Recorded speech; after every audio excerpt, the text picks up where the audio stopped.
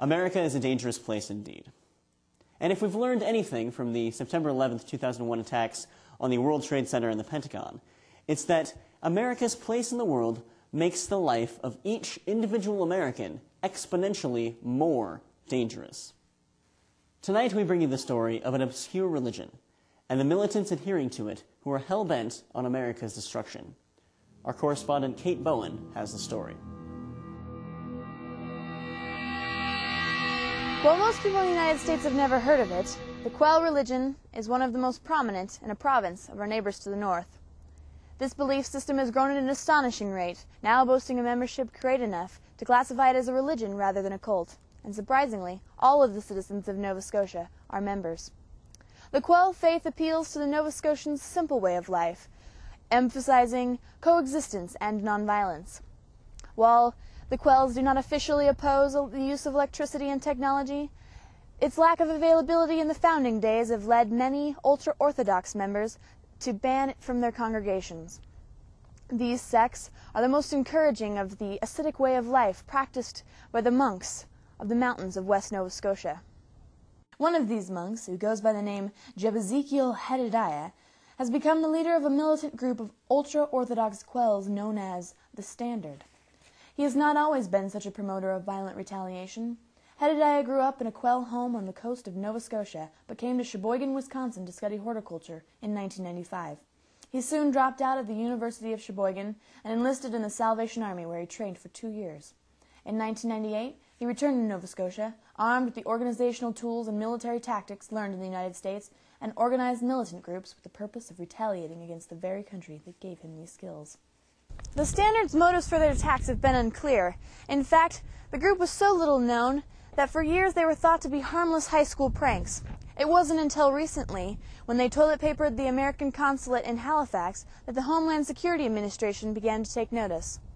They have since been linked to other attacks, including kidnapping the state bird of Maine, pirating ham radio signals, and urinating their names in the snow at the U.S.-Canadian border in New Hampshire. While these attacks did indeed affect Americans, the Department of Homeland Security paid little attention to this terrorist organization until recently, when a videotape was aired on Common and Clear, the Quell satellite television station. The southern disturbance has polluted our lives for too long. Now they further scar the very earth that sustains them by attacking the soil of the cradle of civilization. We must protect the sanctity of the interconnectedness of all things by illustrating to the disturber the consequences of their actions. We cannot take these threats lightly.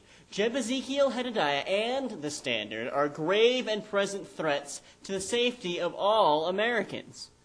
The terror alert has been raised to orange for the time being, and Americans are on alert for any signs of danger. But Quell officials are quick to point out that this man's beliefs are contradictory to what the faith teaches. The Quell faith requires non-violence of its believers. For any of them to even consider the horribly violent acts suggested by this terrorist would be to effectively denounce their faith. That is how great the contradiction is. Dr. Isaac Grambo is a professor of religion at the New Hampshire State Community College. People cannot assume that every Quell is out to get them just because they are American.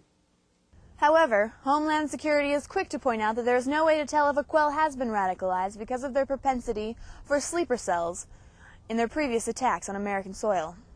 Well, there's simply no way to tell a violent Quell from a peaceful one. You could be the neighbor of a terrorist, have them over for mashed potatoes and Cheetos every Friday night, and never realize that they could be called upon to bomb you into oblivion at any moment. Peaceful religion or not, tonight America stands on guard for any provocation from this Quell terrorist organization. In the war on terror, the United States seems to have gained a new enemy. And it is up to each individual citizen to be vigilant, to keep himself and his family safe. Here are some tips on how to be prepared in case of an attack, timely now because of our elevated alert level. Be sure to keep enough water and non-perishable food items on hand to last 1 week. There's no telling what utilities may be put out by an attack. Always have an escape route for your home, as well as a planned meeting place for your family if you become separated. Duct taping across large windows will keep glass shards relatively controlled in case of an explosion. Build an underground bunker to store supplies in case of a nuclear attack. Fallout shelters have fallen out of favor among architects since the Cold War ended, so it's up to average citizens to build their own. And of course, report all suspicious conversations to Homeland Security or this station. Remember, terrorist operatives can look just like the rest of us, so it is important to keep an eye on everyone. We'll return in a moment.